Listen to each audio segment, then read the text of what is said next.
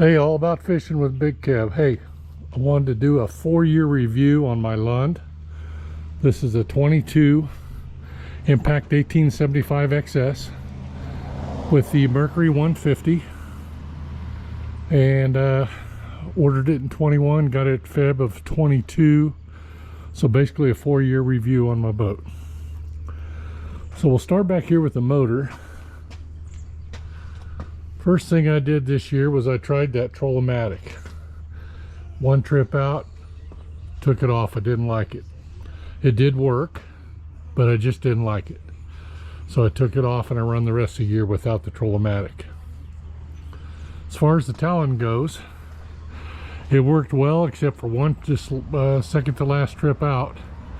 I had it deployed about 8 foot down and lost everything, and I had to actually remove it off the back of the boat in the water to be able to get unstuck from the bottom of the lake.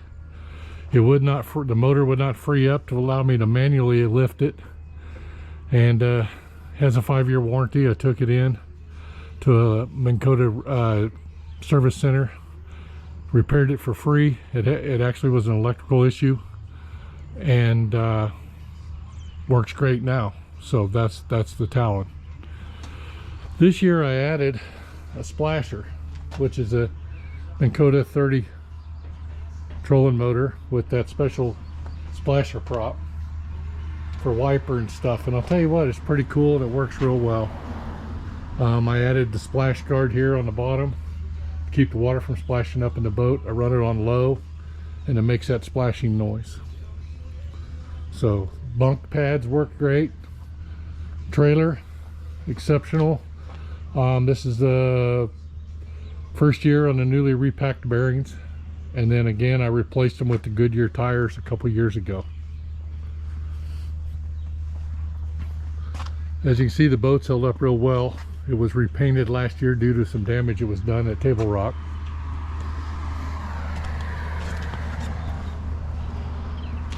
Up front here I have the Dorado. No issues with the Dorado. I've had no issues with the swing tongue or the jack, and my boat EFX steps have been phenomenal. Tell you what, if you need boat steps, these are rated for 450 pounds. Excellent steps. Again, the sea light transducer pole worked really well. Had no issues with it. Added a new spare tire cover. The other one eventually sun damaged. But basically that's the outside of the boat. No issues.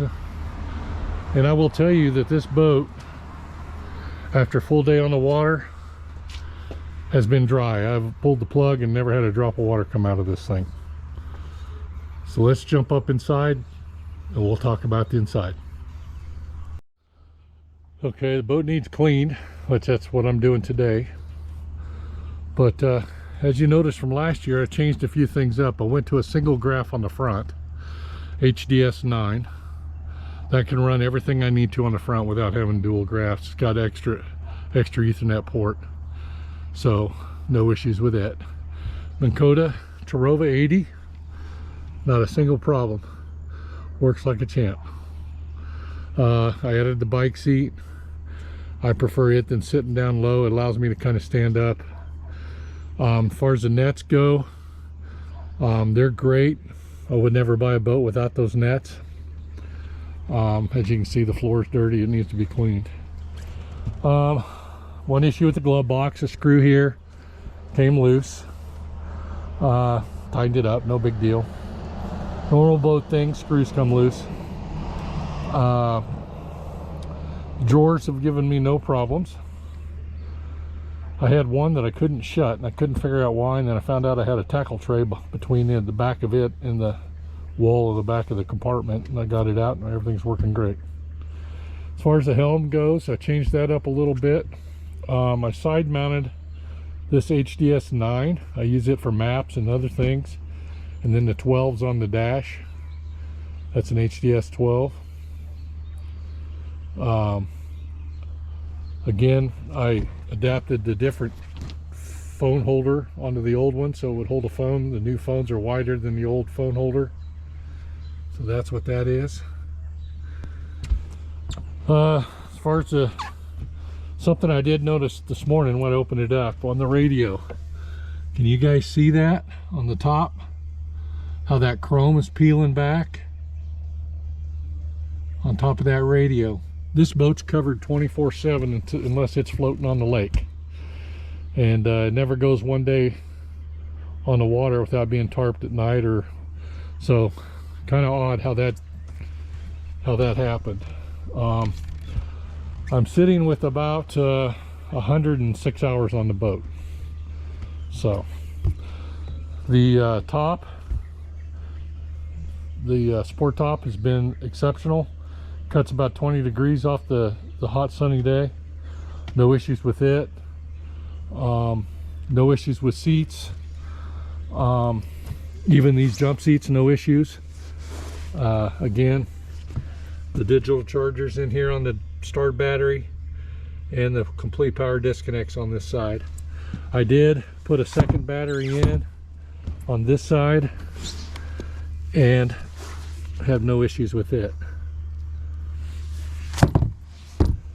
I did put in 2 new trolling motor batteries this year.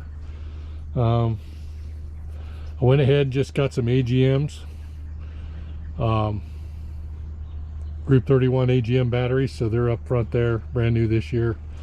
Charger is in there for them, and they're in there. So I got the gear out of the boat right now, getting things cleaned up. Outside of that, the seats have held up well. No issues with the seats. I do have a 4th seat for this, but it's in the garage. So, but anyway, this is my review of my 2022 Lund 1875 Impact XS. It's been an exceptional boat. Tell you what, the new ones with the dash configuration changing, we can put dual graphs on it, are really nice. And the all metal construction, no wood in it's really going to be a nice feature. But I love my boat, wouldn't get rid of it. And hopefully this answers some questions for everybody. All About Fishing with Big Kev. Like and subscribe. Everybody have a safe day.